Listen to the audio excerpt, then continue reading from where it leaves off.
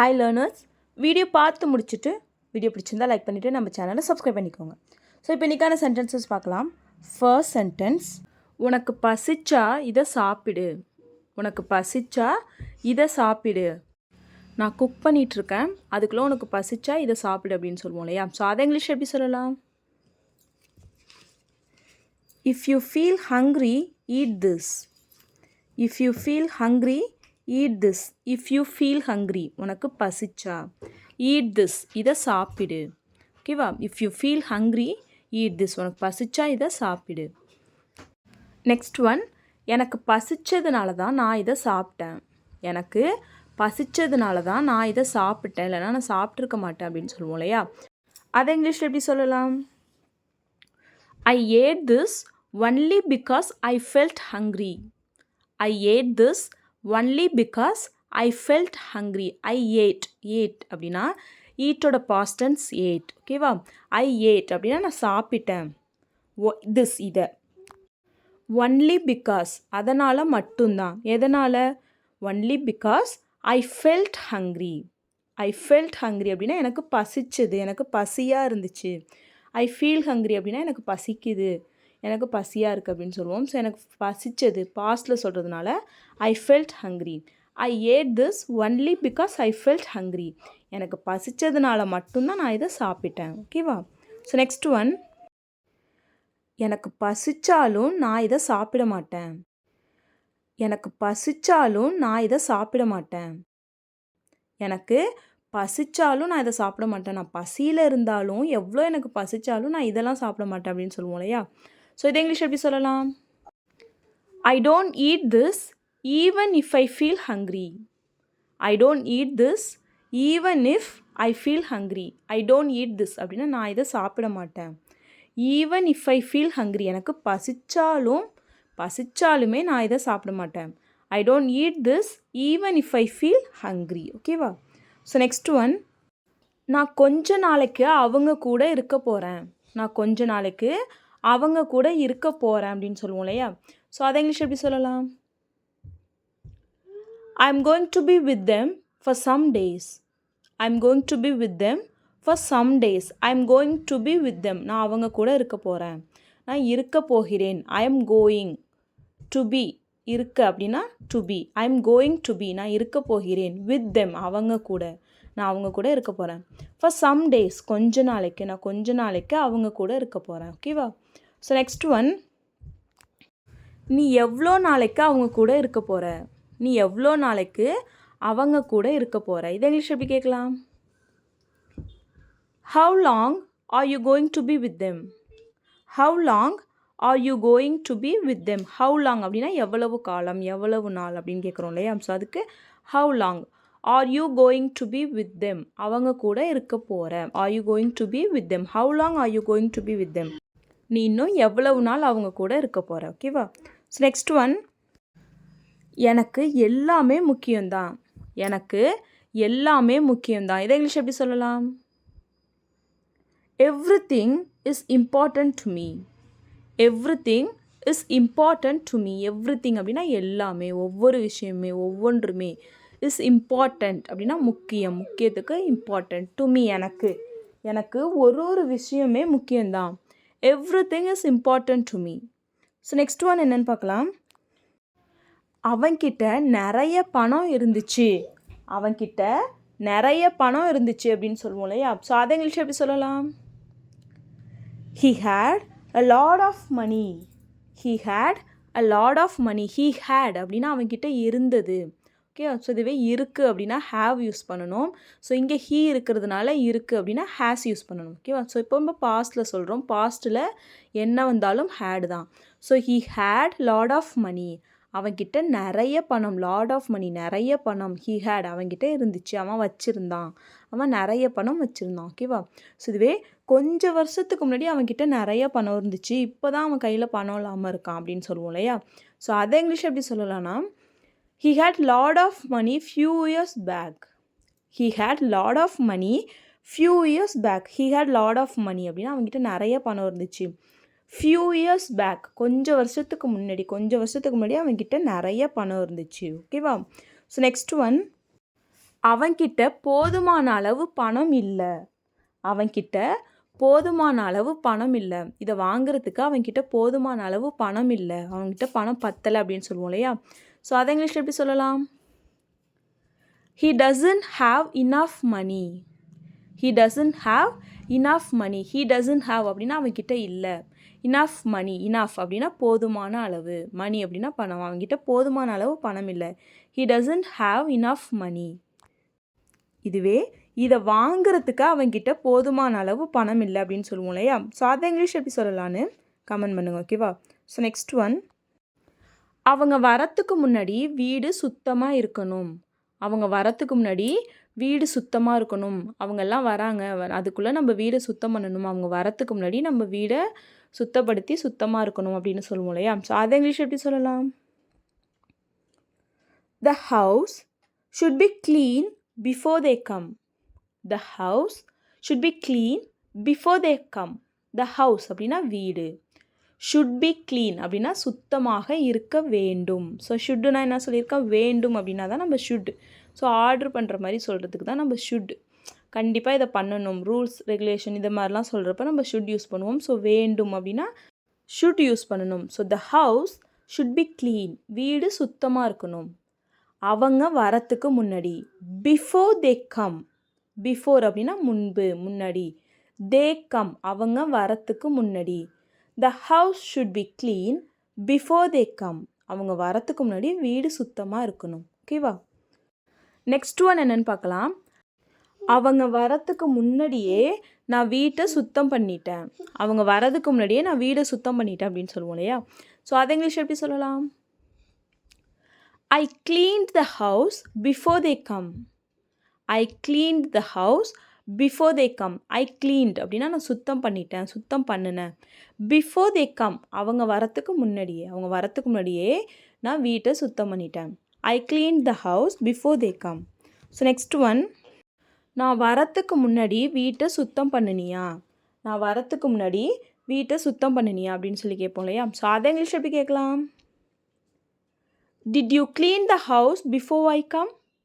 Did you clean the house before I come? Did you clean the house? நீ வீட்டை சுத்தம் பண்ணினியா? Before I come நான் வரத்துக்கு முன்னாடி, நான் வரத்துக்கு முன்னாடி நீ வீட்டை சுத்தம் பண்ணினியா? ஓகேவா? ஸோ நெக்ஸ்ட் ஒன் என்னென்னு பார்க்கலாம். இதை பண்ணுறதுக்கு எனக்கு யாருமே உதவி பண்ணலை. இதை பண்ணுறதுக்கு எனக்கு யாருமே உதவி பண்ணலை, நான் தனியாக தான் இதை பண்ணினேன் அப்படின்னு சொல்லுவோம் இல்லையா? ஸோ இதை இங்கிலீஷ் எப்படி சொல்லலாம்? No one helped me to do this. No one helped me to do this. No one helped me அப்படின்னா எனக்கு உதவி பண்ணுறதுக்கு ஒருத்தவங்க கூட இல்லை. No one helped me எனக்கு யாருமே உதவி பண்ணலை. To do this இதை பண்ணுறதுக்கு எனக்கு யாருமே உதவி பண்ணலை. ஸோ இதுவே இதை பண்ணுறதுக்கு உனக்கு யாராவது உதவி பண்ணினாங்களா? யாரோட உதவியோடு நீ இதை பண்ணினியா இல்லை தனியாக பண்ணினியா? எப்படி இவ்வளோ பர்ஃபெக்டாக பண்ணியிருக்க அப்படிலாம் சொல்லி கேட்போம் இல்லையா? ஸோ அதை இங்கிலீஷ் எப்படி கேட்கலாம்? Did anyone help you to do this? Did anyone help you to do this? Did anyone help you? யாராச்சும் உனக்கு உதவி பண்ணாங்களா? To do this இதை பண்ணுறதுக்கு உனக்கு யாராவது உதவி பண்ணினாங்களா? Did anyone help you to do this? ஓகேவா? ஸோ நெக்ஸ்ட் ஒன், நான் எல்லாமே மிக சரியாக பண்ணணும்னு ஆசைப்பட்றேன். நான் எல்லாமே மிக சரியாக பண்ணணும்னு ஆசைப்பட்றேன். நான் எந்த ஒரு மிஸ்டேக்குமே வரக்கூடாது, எல்லாமே கரெக்டாக பண்ணணும்னு நான் ஆசைப்பட்றேன் அப்படின்னு சொல்லுவோம் இல்லையா? ஸோ இதை இங்கிலீஷ் எப்படி சொல்லலாம்? I want to do everything perfect. I want to do everything perfect. I want to do. I want அப்படின்னா நான் ஆசைப்படுறேன், நான் விரும்புகிறேன். I want to do பண்ணுறதுக்கு, நான் பண்ணுறதுக்கு விரும்புகிறேன். எவ்ரிதிங் அப்படின்னா எல்லாமே, நான் எல்லாமே பண்ணுறதுக்கு விரும்புகிறேன். எப்படி? பர்ஃபெக்ட், மிகச்சரியா. மிகச்சரியா அப்படிங்கிறதுக்கு கரெக்டான word perfect. I want to do everything perfect. ஓகேவா? நெக்ஸ்ட் ஒன், அவன் எல்லாமே சரியாக பண்ணுவான். அவன் எல்லாமே சரியாக பண்ணுவான். நம்ம அவனை பற்றி கவலைப்பட வேண்டிய அவசியமே இல்லை. அவன் எது நம்ம சொன்னாலும் அவன் சரியாக பண்ணுவான் அப்படின்னு சொல்லுவோம் இல்லையா? ஸோ இதை இங்கிலீஷ் எப்படி சொல்லலாம்? He does everything perfect. He does everything perfect. So அவன் எப்பயுமே சரியாக பண்ணுவான் அப்படின்னு சொல்கிறோம். ஸோ அதனால சிம்பிள் ப்ரெசண்ட்டில் தான் யூஸ் பண்ணணும். He does அப்படின்னா அவன் பண்ணுவான். எவ்ரிதிங் அப்படின்னா எல்லாமே. பர்ஃபெக்ட் அப்படின்னா சரியா, அவன் எல்லாமே சரியாக பண்ணுவான். He does everything perfect. So next one, இவ இதை சரியாக பண்ணுவாளா, இவ இதை சரியாக பண்ணுவாளா அப்படின்னு சொல்லுவோம் இல்லையா. ஸோ அதை இங்கிலீஷ் எப்படி சொல்லலாம்? Will she do it perfect, will she do it perfect. Will she do it அப்படின்னா அவள் பண்ணுவாளா, பர்ஃபெக்ட் அப்படின்னா சரியா, இவள் இதை பர்ஃபெக்டாக பண்ணுவாளா, will she do it perfect. So இதுவே நான் இதை சரியாக பண்ண மாட்டேன், நான் இதை சரியாக பண்ண மாட்டேன், நீங்கள் வேறு யாரையாவது பண்ண சொல்லுங்கள், எனக்கு இது சரியாக பண்ண தெரியாது, நான் இதை சரியாக பண்ண மாட்டேன் அப்படின்னு சொல்லுவோம் இல்லையா. ஸோ அதை இங்கிலீஷ் எப்படி சொல்லலான்னு கமெண்ட் பண்ணுங்கள், ஓகேவா. ஸோ நெக்ஸ்ட் ஒன், நீ ஆசைப்பட்டபடியே எல்லாம் நடக்கணும்னு எதிர்பார்க்காத, நீ ஆசைப்பட்டபடியே எல்லாம் நடக்கணும்னு எதிர்பார்க்காத, எல்லாமே நம்ம நினச்ச மாதிரியே நடக்காது அப்படிலாம் சொல்லுவோம் இல்லையா. ஸோ அப்பப்போ இந்த மாதிரிலாம் நடக்க தான் செய்யும், நம்ம அதை ஏற்றுக்க தான் செய்யணும், எல்லாமே நம்ம எதிர்பார்த்த மாதிரி நடக்காது அப்படிலாம் சொல்லுவோம் இல்லையா. ஸோ இதை இங்கிலீஷ் எப்படி சொல்லலாம்?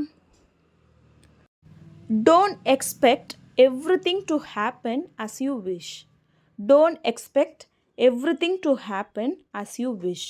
டோன்ட் எக்ஸ்பெக்ட், எக்ஸ்பெக்ட் அப்படின்னா எதிர்பார்க்கிறது, டோன்ட் எக்ஸ்பெக்ட் அப்படின்னா எதிர்பார்க்காத, எவ்ரிதிங் டு ஹேப்பன் எல்லாம் நடக்கணும்னு, எப்படி நடக்கணும்னு, as you wish நீ ஆசைப்பட்ட மாதிரி எல்லாம் நடக்கணும்னு எதிர்பார்க்காத. Don't expect everything to happen as you wish. So next one, நான் ஆசைப்பட்டபடி இது நடக்கும்னு எதிர்பார்த்தேன், நான் ஆசைப்பட்டபடி இது நடக்கும்னு நான் எதிர்பார்த்தேன், ஆனால் இப்போ இப்படி ஆயிடுச்சு அப்படின்னு சொல்லுவோம் இல்லையா. ஸோ அதை இங்கிலீஷ் எப்படி சொல்லலாம்? I expected this to happen as I wished.